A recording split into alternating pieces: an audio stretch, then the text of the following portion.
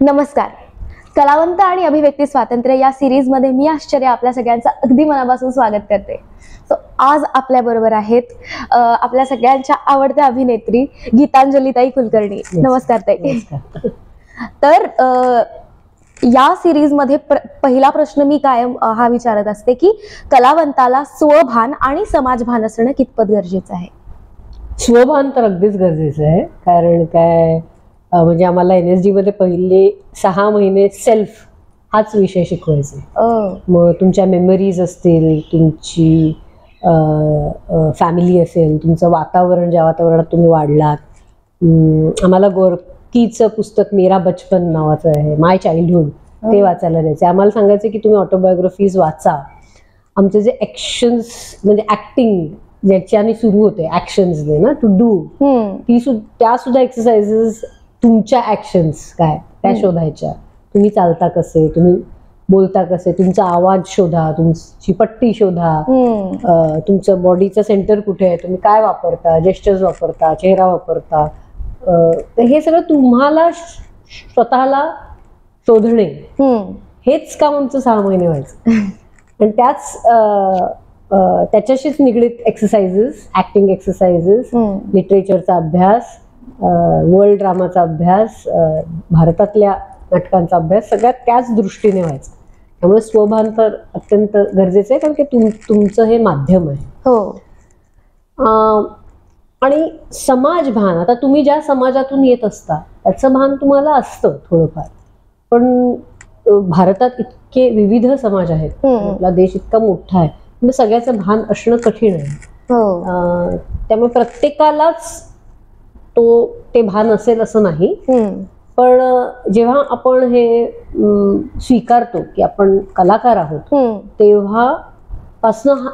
किमान तेव्हापासून आपण हा प्रवास सुरू करायला पाहिजे की मला माझ्या समाजभानाच्या व्यतिरिक्त, माझ्या आजूबाजूला जी 4 लोक आहेत त्याच्या व्यतिरिक्त मला अजून अवेअरनेस यायला पाहिजे. त्यामुळे माझ्या कम्फर्ट झोन मधनं, माझ्या काय म्हणतात, तुमच्या आजूबाजूच्या लोकांच्या पलीकडची जी लोक आहेत, तो जो समाज आहे, वेगवेगळ्या प्रांतातली, वेगवेगळ्या जातीतली, वेगवेगळ्या धर्माची, ह्या लोकांबरोबर आपण संपर्क ठेवला पाहिजे. त्याच्यामुळे आपल्याच कक्षा रुंदावतात आणि त्याच्यामुळे आपण कलाकार म्हणून अजून सेन्सिटाईज होतो, एम्पॅथेटिक होतो आणि त्याचा फायदा आपल्या कलेतच येऊ शकतो. म्हणजे त्याचा फायदा आपल्यालाच होतो. ते काय म्हणतात ना, आपलं रिसर्च आहे तो, ऍज अन ऍक्टर आपला रिसर्च आहे. त्यामुळे समाजभान हा असणं, स्वभान आणि समाजभान हे दोन्ही असणं हे कलाकाराला फायद्याचं असतं.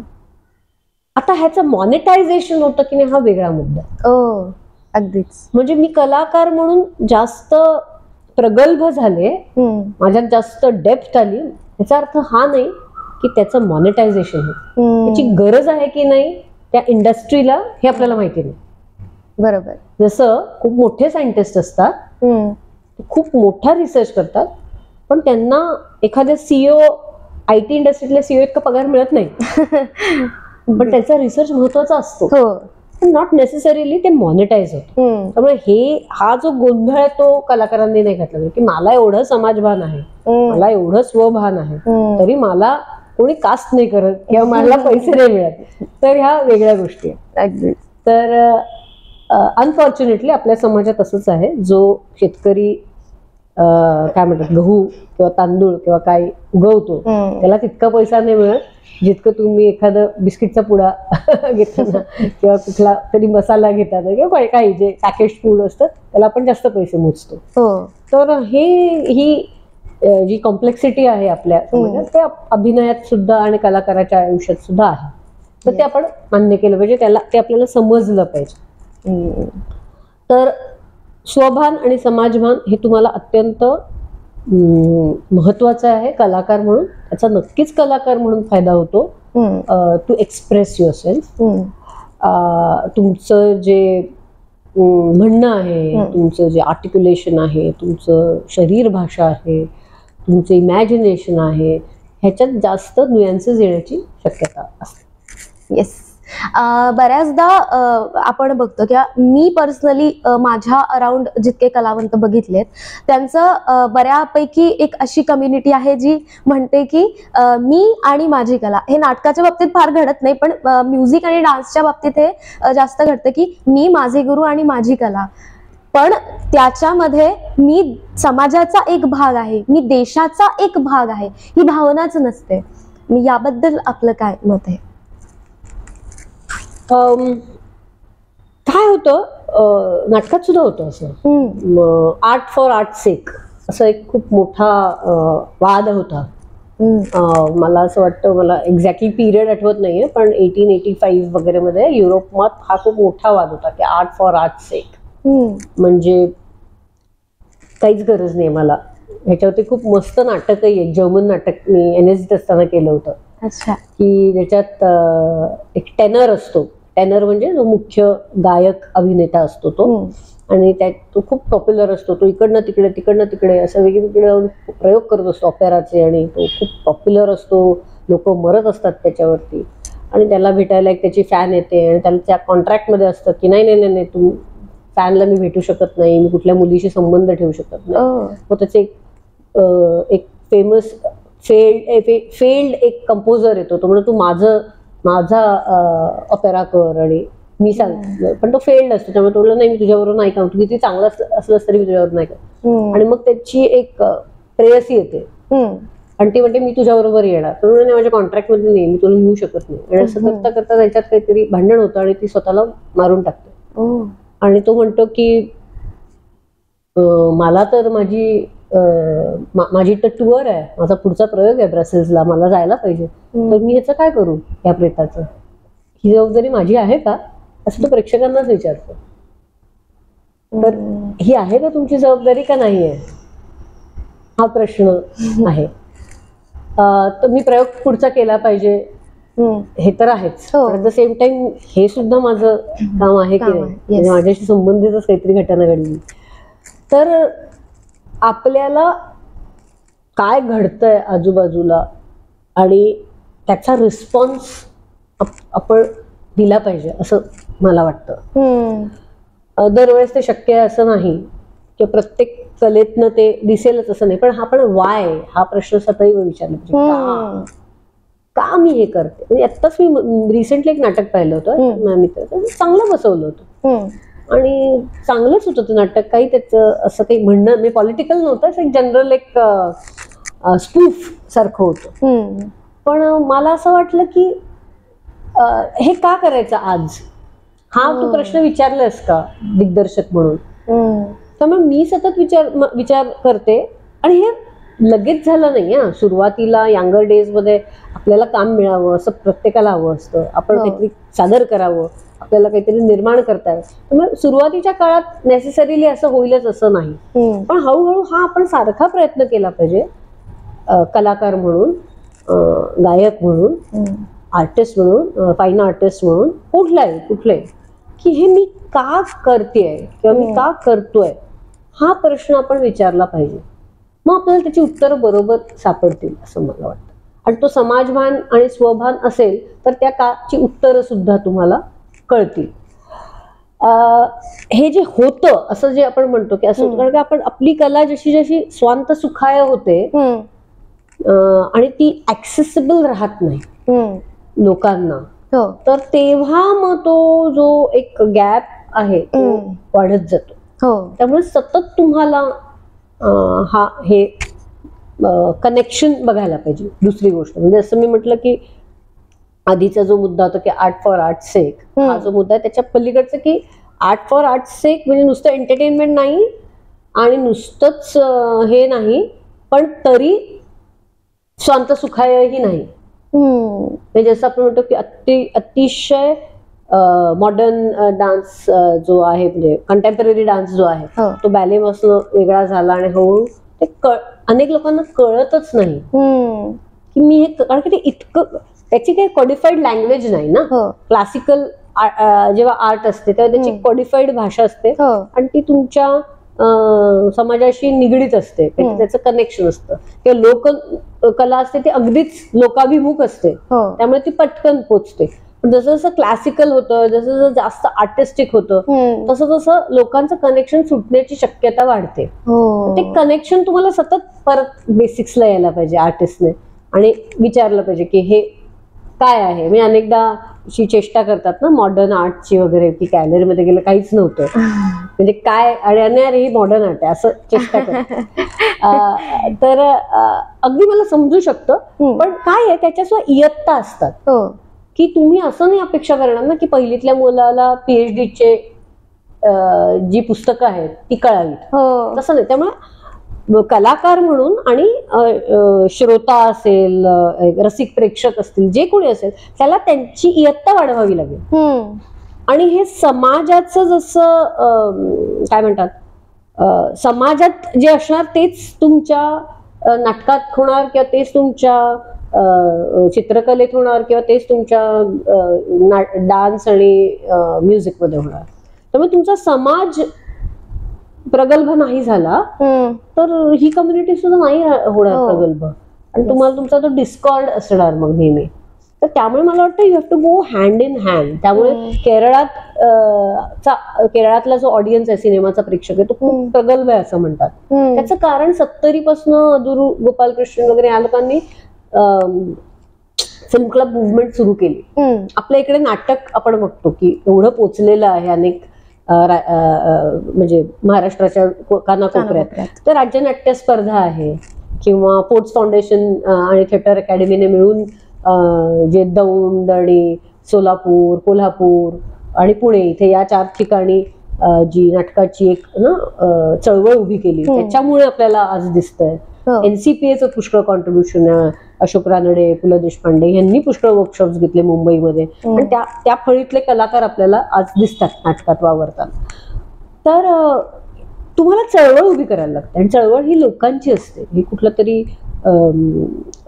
काय म्हणतात पॉलिटिकल पार्टीने सुरू करत, चळवळ आपल्याला सुरुवात करायची. मग तुमचं छोटं छोटं कॉन्ट्रीब्युशन असेल काहीतरी, तर तुम्हाला सतत काम करावं लागेल समाज म्हणून. तुमचा ऑडियन्सही प्रगल्भ होईल, समाजही प्रगल्भ होईल, आणि त्याचा एक अजून एक हे असेल की ऍक्टर, रायटर, डिरेक्टर सगळे, म्हणजे कम्युनिटी जी आहे आर्टिस्ट कम्युनिटी ती सुद्धा डेव्हलप. तर त्यामुळे आर्ट फॉर आर्ट's सेक तर नसतंच असं माझं म्हणणं. जरी मी म्हंटल तरी मी काहीही बोलले तर ते पॉलिटिकलच आहे, अगदी सोशलच आहे. असं मी जेव्हा हे म्हणते की मी आर्ट मध्ये माझ्या पॉलिटिक्स आणणार नाही, तर ते सुद्धा पॉलिटिकलच आहे, कितीही नाही म्हटलं तरी. त्यामुळे म्हणण्याचा काही मुद्दाच नाही. मी हे म्हंटल तर मी व्हेजिटेरियन आहे हे मी वाक्य म्हंटल तर हे सुद्धा पॉलिटिकल सोशल आहे. मी नॉन व्हेजिटेरियन हे म्हटलं तरी हे आहेच. तर कुठलंही तुम्ही वाक्य म्हटलं तरी त्याला त्याचं social, economic, political, artistic references असणारच. त्यामुळे आपण सेपरेटच करू शकत नाही आपल्यापासून. एन्व्हायरमेंटल, इकॉलॉजिकल रेफरन्सेस असणारच. राजकारणाबद्दल जर आता आपण तुम्ही मुद्दा मांडला ज्या पद्धतीने, तर कलाकारांमध्ये बरेच लोक असे असतात जे म्हणतात की राजकारणापासून बाबा आपण 4 हात लांब राहायला पाहिजे, किंवा आपण आणि आपली कलाकृती यामध्ये राजकारण आणायला नको. किंवा इव्हन जे नाटक शिकवणाऱ्या संस्था आहेत त्यांच्याकडूनही विद्यार्थ्यांना जेव्हा ते संहिता किंवा नाटक लिहायला सांगतात तेव्हा तुम्ही यात काही राजकीय भाष्य करू नका असं सांगितलं जातं. तर मग हे कितपत बरोबर आहे? तुम्ही तुमच्या काळाचे प्रॉडक्ट्स असतात. अगदीच. त्यामुळे ज्या काळात जितकं सेन्सरशिप येईल तितकं तुम्हाला वाईज व्हावं लागेल. इराणी सिनेमा तुम्ही बघाल तर त्यांनी सगळ्या त्या सिनेमांमध्ये लहान मुलांना वापरलं, म्हणजे बायकांना अलाउडच नव्हतं काम करणं. तर तुम्हाला करावं लागेल हे.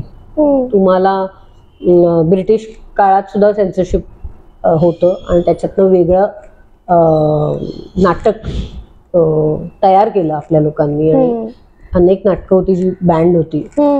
तर त्यामुळे तसं आपल्याला आर्टिस्ट म्हणून शोधावं लागेल. हे म्हणणं युनिव्हर्सिटीजचं, कलाकारांचं म्हणणं मला अगदीच पटतं. कारण काय, माझ्या समजा जीवाला धोका असेल तर मी कसं म्हणणार? माझी युनिव्हर्सिटीज बंद होणार असेल तर मी शिकूच शकणार नाही. मग ह्याच्याने काय फायदा होणार आहे? तर आपल्याला अजून शोधायला लागतील tools to express ourselves. And that's, मला असं वाटतं की नेहमीच जेव्हा तुम्हाला कमीत कमी साधनं असतात तेव्हाच तुम्ही जास्त क्रिएटिव्ह होता. येस. तर म्हणजे इव्हन झाडांना ना, माझं एक पेरूचं झाड होतं, तर काही त्याला फळच येत नव्हती. तर माझी मैत्रीण म्हणाली, त्याची छाटणी कर, त्याचं पाणी तोड, तर त्याला पेरू येतील. तर झाडांना सुद्धा असं फळं फुलं हवी असतील तुम्हाला तर पाणी तोडावं लागतं, छाटावं लागतं, तर तुम्हाला रिझल्ट मिळतात. तर कदाचित आपल्याला कमी आयुध असली की जास्त स्केअरसिटी इज मदर ऑफ इन्व्हेन्शन का असं काहीतरी एक आहे म्हण इंग्रजीमध्ये, तर ते आहे. तर आपल्याला उलट सेन्सरशिप आहे तर आपण त्याचा हुशारीने एक वापर केला पाहिजे आणि होणार सेन्सरशिप. जो कोणी सत्तेवर येतो, आणि आत्ताच नाहीये, आपल्याला वाटतंय की 10 वर्षात आहे वगैरे, असं नाहीये. 10 वर्षापूर्वी 2009 मध्ये आम्ही सेक्स मोरॅलिटी सेन्सरशिप नावाचं नाटक केलं होतं, ज्याच्यात आम्ही सखाराम बंडर म्हणजे 1973चं जे नाटक आहे त्याच्यावरती कशी सेन्सरशिप आणली होती. तर त्यामुळे प्रत्येक काळात हे होतं. कोर्ट हा 2014च्या आधीचा चित्रपट आहे. तर त्यामुळे मग कबीर काला मंचच्या आर्टिस्टनं UAPA लावला होता. त्यामुळे प्रत्येक काळात हे झालेलं आहे. प्रमाण वेगवेगळं आहे, पण तेच म्हणते की हे आधी प्रमाण असेल तर ते वाढलंय आणि काय आपणच जबाबदार आहोत त्याला. तर हे होणार, आणि मी म्हणणं शक्य नाही आज काही ओपनली, कारण काय माझ्या जीवाला धोका आहे. आणि तर कोण असं म्हणून मग कलाकार बोलत नाहीत. अमेरिकेत स्टँड घेतात, इथे घेत नाही. अमेरिकेत स्टँड घेतात म्हणजे अमेरिकेत तो सेफ असतो कलाकार, त्यामुळे ते स्टँड घेतात. इथे सेफ नाही आहे, आणि तिथे सुद्धा सेफ आहे की नाही हा माझा प्रश्न आहे. असतील काही कलाकार, पण इमिडिएटली सगळ्यांवरती काहीतरी असे हल्ले होत नाही जे आपल्याकडे कधी कुठेही काही होऊ शकतं. येस, अगदी. तर आपल्याला, मला जे असं म्हणतात किंवा जे घाबरतात ते असं नाही वाटत की ते काय म्हणतात वीक आहेत किंवा पळपुटे आहेत, असं मला नाही वाटत. मी सुद्धा घाबरते आणि कठीण असतं. आपण मार्ग शोधायचे, छोटं काम करायचं. हे सुद्धा ते खूप महत्वाचं असतं. छोटं काम करणं अत्यंत महत्वाचं. नेहमी प्रोपगॅन्डा असला पाहिजे कशाचं तरी असं नाहीये. उलट ह्या अशा काळात छोटं काम करणं, एकेका माणसासोबत काम करणं, एकेका माणसासोबत कनेक्ट होणं हे फार महत्वाचं. अगदीच. पण कलाकाराबद्दल जेव्हा आपण बोलतो तर कलाकाराची सामान्य जनतेशी किंवा तळागाळातले जे लोक आहेत त्याच्याशी नाळ जुळलेली असणं किती महत्वाचं आहे. मी जसं म्हणले स्वभान समाजभान हे आवश्यकच आहे. जितकं तुम्ही ते काय म्हणा डेव्हलप कराल तितका तुम्हाला फायदा होईल, तितके तुम्हाला प्रश्न पडतील, तितकी तुम्हाला निराशा सुद्धा येईल आर्टिस्ट म्हणून. हे सगळं होईल. म्हणजे ग्रोटोव्स्कीने शेवटी म्हणजे असं केलं की जो पोलिश थिएटर आर्टिस्ट होता त्याची ग्रोटोव्स्कीने पूर्ण एक फिलॉसॉफी आहे, आणि त्यांनी असं म्हटलं की मला करायचंच नाही लोकांसाठी काम, मी हे परफॉर्म करणार आहे, ऑडियन्स आला ठीक आहे पण मी हा परफॉर्मन्स करणारच आहे. आणि त्यांनी स्पिरिच्युअलिटीचा हे शोधला. पुअर थिएटर काहीच नाही, ते काही फक्त शरीर वापरायचे, फक्त आवाज वापरायचे, स्क्रिप्ट नाही, काय म्हणतात थिएटर फॉर्मल थिएटर स्पेस नाही, रिच्युअलिस्टिक थिएटर, असं सगळं त्यांनी डेव्हलप केलं, शोधलं. बादल सरकारने नाटक केलं ज्याच्यात त्यांनी काय म्हणतात नुक्कड नाटक केलं, सफदर हाशमींनी केलं. त्यामुळे या सगळ्यांनी आपले हे शोधले, मार्ग शोधले. तसं तुम्हाला तुमचा मार्ग शोधायला पाहिजे. आणि त्याच्यातनं तुम्ही, मला असंही वाटतं कधी कधी, I am not sure about this, पण तुम्ही तुमच्यातलं सत्य शोधलं ना आज जाऊन म्हणजे एखाद्या कलाकाराला शक्य नसेल, प्रत्येक कलाकार, प्रत्येक artist is not an activist, cannot be an activist. ती ताकद प्रत्येक ऍक्टरकडे असेल किंवा आर्टिस्टकडे असेल असं नाहीये. कारण काय ऍक्टिव्हिस्टची ताकद खूप वेगळी आहे आणि ते टेम्परमेंट वेगळं आहे. तर ते प्रत्येकाकडे असेल असं नाही, पण तुमचं काम तुम्ही काय त्याच्यात तुमची ऑनेस्टी असेल, त्याच्यात तुमचं ट्रूथ असेल, तर कदाचित तुम्हाला ते सापडेल. ते केवढंच असेल कदाचित काम, ते खूप मोठं काम नसेल कदाचित, म्हणजे ग्रॉटोव्हिस्की सारखं काम नसेल कदाचित, किंवा विजय तेंडुलकरांसारखं काम नसेल कदाचित, तुमचं छोटंसं कॉन्ट्रीब्युशन, पण that is also important. Yes. जसं आता आपण म्हणालात की आपलं आतलं सत्य आपण कलाकृतीतून मांडायला पाहिजे.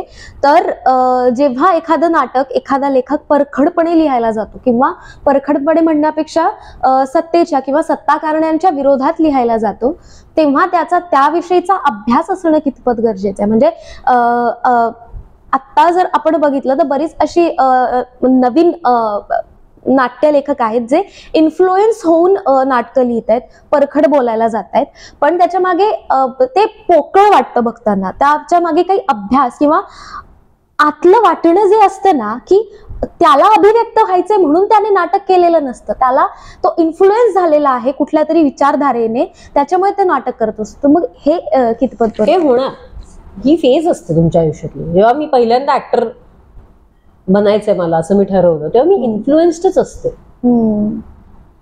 पण तुम्ही फक्त तेच धरून राहिलात तर मग मुश्किल आहे. तुम्हाला तुमच्या आयुष्याची फेज आहे, तुम्ही तरुण असाल तर तुम्ही इन्फ्लुएन्सच होणार. आणि मी इन्फ्लुएन्स झाल्यानंतर मग मला हळूहळू त्यातली कॉम्प्लेक्सिटी कळणार. तुम्ही पहिल्यांदा व्हाईट वॉशच देता ना, आणि मग रंग भरत जाता. आधी तुम्ही एम्ब्रॉयडरी करायची असेल तर तुम्ही आउटलाईनच करता, आणि मग तुम्ही आत छोटे छोटे टाके घालायला. तर त्यामुळे सुरुवातीला असंच असलं. आणि मग तुम्ही अरे अच्छा, अरे बापरे, मी जेव्हा NSD ला गेले तेव्हा मला वाटलं की अरे म्हणजे ऍक्टिंग काय, रडायचं, हसायचं, डायलॉग पाठ करायचे. मग कळलं अरे बापरे, तुम्हाला सामाजिक भान हवं, स्वभान हवं, तुम्हाला एवढा रिसर्च करायला लागतो, एवढं इतकं करून तुमचं ऍक्ट चांगला होईल त्या दिवशी की नाही याची काहीच खात्री नाही. तर त्यामुळे हे फेजेस आहेत. But again you to be honest to that phase. म्हणजे मला हे कळलं पाहिजे की नाही, मी फक्त इन्फ्लुएन्स होऊन करते, हे सो गरजेचं असतं. सगळेच डेप्थ मध्ये जाऊन अभ्यास करायला लागले तर कदाचित तो आपण पटकन रिझल्ट देणार नाही. त्यामुळे तुम्हाला एक पथनाट्यही पाहिजे, आणि एक अत्यंत आर्टिस्टिक हेही पाहिजे. सगळं एकसाथ झालं पाहिजे. असं आपण प्युरिटन राहून चालणार नाही. लिटरसी मध्ये खूप छान आहे, इमिडिएट लिटरसी, एमर्जंट लिटरसी असा टर्मिनॉलॉजी आहे. म्हणजे काय, मुलाला म म्हणता येत ना, मग म चे शब्द शिकवा. मी, माझं, मा, तर म येते तर मग लिहायला शिकवा, म चे शब्द शिकवा. मॅगी, मग आता मराठी शब्द नाहीये बाबा मॅगी, तर तो टाळू नका. असं ते एमर्जंट लिटरसी मध्ये मॅक्झिम बर्नस्टीन त्यांनी सांगून ठेवलं. तर खूप इंटरेस्टिंग. म्हणजे मला वाटतं की आता मला कळवी इन्फ्लुएन्स झाले ना आश्चर्याच्या इंटरव्ह्यू नंतर, लेट मी यूज इट. त्याच्यामुळे काहीतरी मला सापडेल.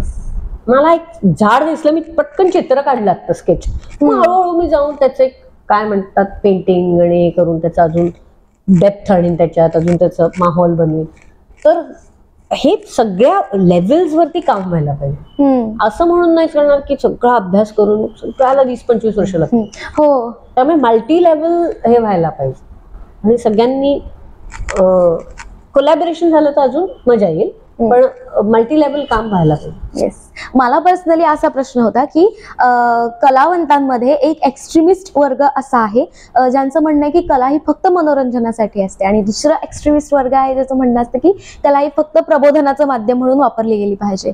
तर हे दोन टोकांना न जाता सुवर्ण मध्य काय असू शकतो? नाही, हे बघ, नेहमी कलाकार म्हणजे अशी लोक असणं अत्यंत नॅचरल आहे की जे मनोरंजनासाठीच बघतात. त्यांच्या आयुष्यात खूप स्ट्रगल आहे.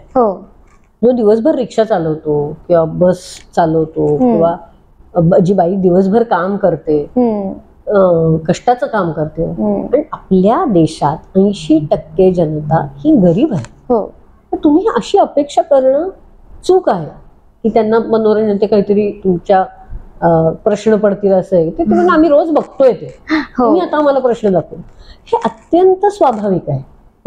ह्याच्यावरनं पण जज नाही करायला पाहिजे. मला असं तमाशा हा खूप चांगलं उदाहरण आहे. मला असं की आपला फडाचा जो तमाशा असायचा त्याच्यात गण असायचं, गवळण असायचे, बतावणी असायची, हे असायचं, काय म्हणतात त्याला, नाटक जे त्याच्यातलं असायचं, म्हणजे आता नाव टर्म विसरते, तर सगळं हे असायचं त्याच्यात. तर ही जी ओव्हरऑल, मग त्याच्यात राजाला प्रश्न असायचे, प्रधानजी आणि राजाचे जे नाटक असायचे, तर ते प्रश्न असायचे, तर हे सगळं होतं त्याच्यात. नौटंकीमध्ये असंच होतं. तर लोकाभिमुख कला असणारच, मग त्याच्यात ते येतोच. मी तेच म्हणलं की येतोच, प्रश्न येतोच. तुम्ही असं होतच नाही की ते पॉलिटिकल नसतं. तुमच्या समाजाचं चित्र तुम्हाला दिसतच त्या ह्याच्यातनं. उलट त्याचा अभ्यास, आणि मला वाटतं कधी कधी युनिक असतं, म्हणजे आपला सिनेमा टिकलेला आहे ह्याच कारणासाठी, कारण काय, इंडिपेंडेंट आहे आपला सिनेमा. आपल्या इथे पूर्णपणे परदेशातले जे अमेरिकन जे प्रोडक्शन हाऊसेस आहेत हे टिकले नाहीत, टिकले नाहीत किंवा त्यांचा पूर्ण आपल्या इंडस्ट्रीवरती हे नाही आला, म्हणजे फिल्म्सच्या बाबतीत. त्याचं कारण तुमचं इंडिपेंडेंट प्रोड्युसर्स होते. क्वालिटी मी नाही म्हणते, मी सगळ्यांकडे क्वालिटी आहे आणि सगळे, पण ते गरजेचं आहे असं माझं म्हणणं. तुमचा समाज शिकला, तुमचा समाज प्रगल्भ झाला, जसं मी म्हटलं केरळातलं उदाहरण आहे आपल्याकडे, तर तुमची आपोआपच डिमांड वेगळी होईल, आपोआपच तुम्ही वेगळे सिनेमे द्या. पण तुमचा समाज एवढा डायव्हर्स आहे, एवढ्या बॅकग्राऊंड मधनं येतो, इतकी गरिबी आहे, शिक्षण नाही, त्याच्यात तुम्ही असं म्हणणं की नाही यांना काहीतरी मेसेज देणारेच सिनेमे सुवर्ण मध्यच असतात, असं होणार नाही. इव्हन केरळात अत्यंत काय म्हणतात सॉफ्ट पॉर्न सिनेमे पॉप्युलर आहेत, जिथे आपण म्हणतो की चांगले वैचारिक सिनेमे येतातच अर्थातच, पण ऍट द सेम टाइम तिथे पॉर्नोग्राफी सुद्धा, म्हणजे सॉफ्ट पॉर्न फिल्म्स जे असतात त्या सुद्धा खूप पॉप्युलर आहेत. त्यामुळे असं होणारच, असं शक्यच नाही की काहीतरी आपण प्युरिटन विचार करू. तेच म्हणत, पण आपण सतत ते प्रबोधन करत राहायला पाहिजे आणि सतत ती चळवळ करत राहायला पाहिजे, तर ते बदल हळूहळू होत जात. एक असा प्रश्न आहे की कलावंताला स्वतःची राजकीय भूमिका असावी का, आणि ती मांडायचं की नाही हा त्याचा प्रश्न मुख्यतः. पण जसं आपण आता बोललो की कलावंतांचं म्हणणं असतं बऱ्याच की राजकारणापासून आपण 4 हात लांब राहायला पाहिजे. तर पण तुम्ही पर्सनली कुठल्या तरी पक्षाचे समर्थक असता किंवा तुम्हाला कुठला तरी पक्ष तुम्हाला चांगला वाटत असतो, पण कलावंत म्हणून तुमची राजकीय भूमिका असावी का? पर्सनल आहे, खूपच पर्सनल आहे आणि ते पर्सनलच असलं पाहिजे. मला असं वाटतं भूमिका असली पाहिजे, अंडरस्टँडिंग, भान असलं पाहिजे, अवेअरनेस असलं पाहिजे. मी पर्सनली सांगते माझं मत, पण मी कुठल्या पक्षाची नाहीये, मला नाही वाटत मी कुठल्या पक्षाची आहे. मला असं वाटतं जे मला एक्सप्रेशन माझी मोकळी कशी पाहिजे. पक्षाच्या राहिलं तर मग तुम्हाला त्याचं फॉलो करायला डिक्टॅट. मी कलाकार आहे, मला नाही करायचं, मला जे पटेल ते करेन. आणि मला वाटेल की नाही हे गरजेचं आहे तर मी करणार. ती मुभा मला असली पाहिजे, माझ्यावरती बंधनं नसली पाहिजे. I am totally against censorship, totally against censorship. मग त्याच्यातनं वाईट संस्कार होतात किंवा काय असं लोक म्हणत असतील, पण माझं म्हणणं तुम्ही शिकवा लोकांना, पण सेन्सरशिप नसली पाहिजे. हा, एज वाईज हे आपण म्हणतो पेरेंटल गायडन्स आणि हे असलं पाहिजे की कुठल्या वयाला काय बघायचं ते असलं पाहिजे सगळं हे बघता. पण एका वयानंतर तुम्ही बांधून ठेवलं तर लोक मार्ग काढतात.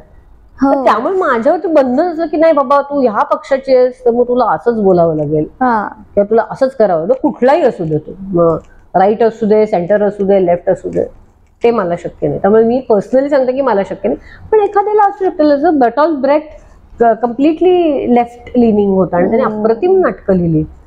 त्यामुळे काय म्हणजे इवन दारियो फो येस ऍब्सोल्यूट.